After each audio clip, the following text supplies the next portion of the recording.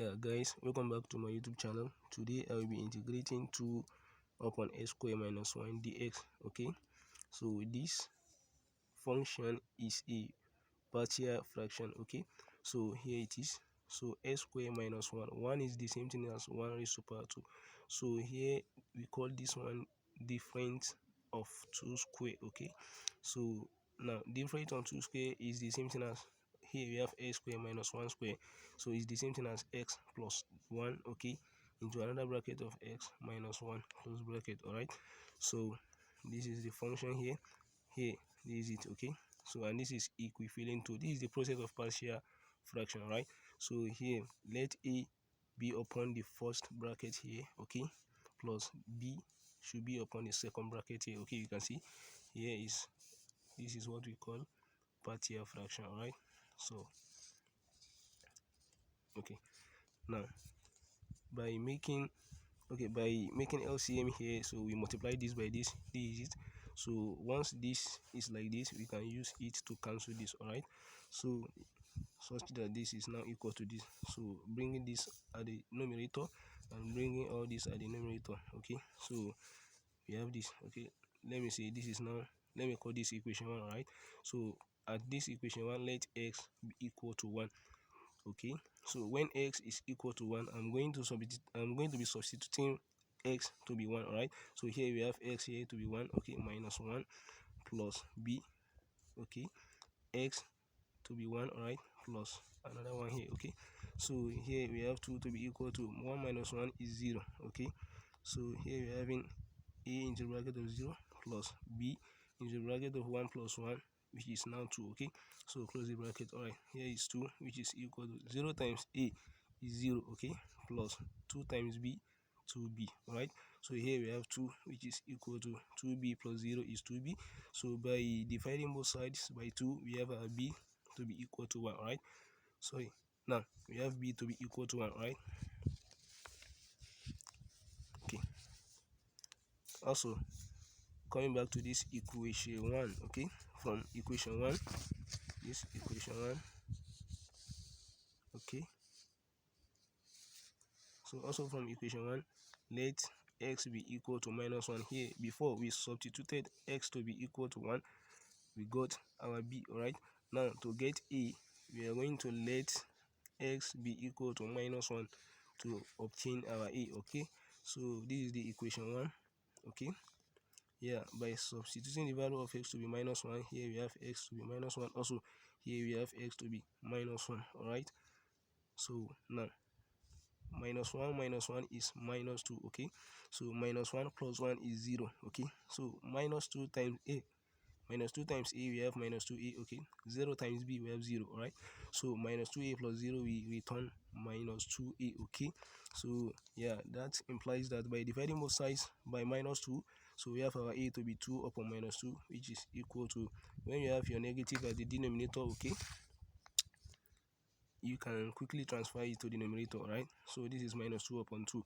2 divided by 2 is 1, so here we have a to be equal to minus 1. Right, so a is equal to minus 1 and b is equal to 1. So you can substitute the value of a and b back to this integration. Right, so we can substitute the value of what, a and b.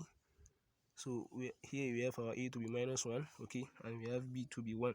So representing this partial fraction with this, so we'll be able to evaluate the integration. All right, so let me show the second page. Okay, so this implies that this integration has now become, so in this form, by representing this compound fraction by what, by this simple fraction, okay, the x. So but we need to be noted that whenever we are integrating 1 upon a function whereby that function is another function of what, of x, like to say 1 upon u du, integration of 1 upon u du is equal to ln u multiplied by the u dx for u to be a function of x. Okay, so this implies that integration of this function, all right, is here. Okay, so we have our a already to be minus 1 and we have our b already to be 1. Okay, so this is equal to, okay, here we have our a minus 1, b 1. Okay, yeah, this is equal to, when we integrate this function we said we are going to have ln that function multiplied by du dx. Okay, so let this be u. Once you have this to be u, okay, this is it. Once you have this to be u, we have u is equal to x plus 1, then the u dx will now be equals to 1. All right, so also if you call this u also, like to say u is equal to x minus 1, also the u dx will also be equal to 1, because the derivative of this function is 1. All right, so the derivative of this one is 0, so 1 plus 0 will be 1, so the u dx here also is 1.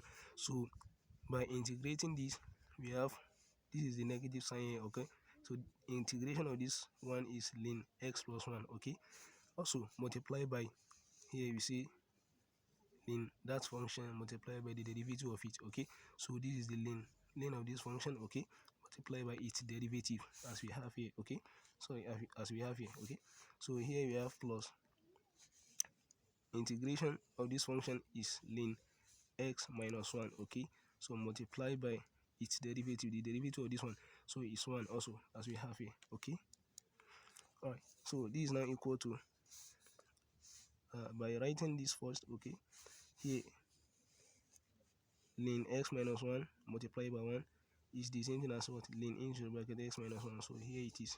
So the negative sign here is here. Okay, ln this 1 multiplied by 1 is still the same thing as that. So ranging from 2 to what? To infinity. All right, so since natural logarithm of a plus natural logarithm of b, as in ln a plus ln b, is equal to ln modulus of a times b, also ln a minus ln b is equal to ln modulus of a upon b. Okay, this implies that since we have this to be the logarithm, let me say the logarithmic rule. Okay, so this function will now become ln, we pick one of the ln, okay, and divide the two, let me say the two expressions. Okay, so the first one divided by the second one, here we have it, ln modulus of the first one, okay, divided by the second one. So, and this is the limit ranging from 2 to infinity, so this is equal to, okay, yeah, I just remove the bracket. Okay, so here is the ln modulus of the first expression divided by the second one, okay, ranging from 2 to infinity. All right, so this means if I want to apply the limit, it means I'm going to substitute the value of x here to be infinity for the first time and repeat the function by substituting the value of x to be what? To be 2. Okay, so to do that, I'm going to introduce lim. So lim of x approach to infinity of this function for this, and then minus lim of x approach to 2 of this function here we have. Okay, so be noted, whenever we are limiting a function to infinity, so this is how it's going to be. We are limiting x to be infinity in this one. Okay, meaning that we are substituting the value of x to be infinity. All right, so when we put infinity here, okay, minus 1, also here infinity plus 1, it is going to be infinity minus 1 is infinity. All right, so infinity plus 1 is also infinity. So but this should not be the answer of this limit. Okay, this is not correct for this limit. We call this one undefined. So by we need to use a method to divide this limit. So we say we can use L'Hopital rule to evaluate this function, right? So we can use L'Hopital rule to evaluate that. Okay, so using L'Hopital rule, we are going to differentiate this x. Derivative of x is 1. Okay, so we have minus 1 here. All right, okay, the derivative of this one is also 1. Okay, the derivative of this x is also 1. Okay, plus 1 here we have plus 1. So this is now, yeah, this is equal to lim x approach to infinity of 1 minus 1 is 0. So also 1 plus 1 is 2. All right, so 0 divided by anything is 0, so we can't apply the limit anymore, so this is going to be 0. Okay, so also for the second one here, that we are tending our x to be equal to 2. Okay, so lim of this function as x tends to 2 is equal to the derivative of this one. Sorry, here we don't need to differentiate. Okay, so here just apply the limit directly. All right, so as x tends to 2, we have 2 here minus 1. Okay, 2 here plus 1, so this is it. So we apply this limit, we have this. Okay, so whereby x has turned to 2. Okay, here also x has turned to 2. All right, 2 minus 1 here is 1. Okay, 2 plus 1 is 3. So that shows that this function, this limit, let me say this ln is here. All right, modulus, this modulus is here. Okay, this is it, the modulus is here. So all this, which is this, has turned to 0. Okay, so here is it. Okay, here that we are having negative, we have the negative here. Okay, all of this has turned to 1 upon 3. This is it. All right, so this is 1 upon 3.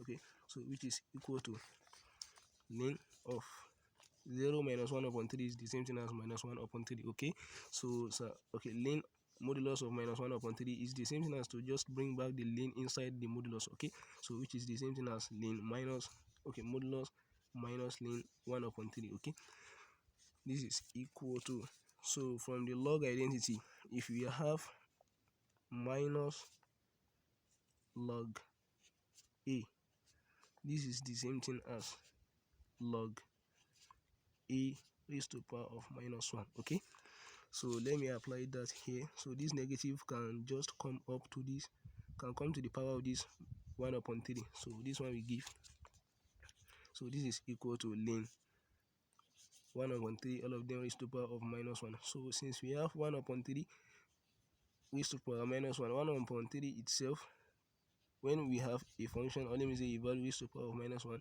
is the same thing as to remove the minus 1 and turn the denominator to numerator and turn the numerator to denominator. This is it. Okay, it's the same thing as 3 come up and 1 comes down. Okay, so it is going to be 3 upon 1, and 3 upon 1 is the same thing as 3. All right, so this is equal to the modulus. We can just remove the modulus. All right, so by leaving the what, the ln 3 inside the modulus, so we have ln 3 here. Okay, so it seems like we have got the answer to this integration, because we said this integration has now been simplified to minus 3. All right, so has been simplified to minus 3. So then we can just say it has been proved that this integration is equal to minus 3. All right, guys, please, if you like this video, subscribe to my YouTube channel, like the video, you can share it, and turn on the notification bell. Anytime I make a video like this, you'll be able to be notified. All right, I will send notification to you guys. Yeah, have a good day.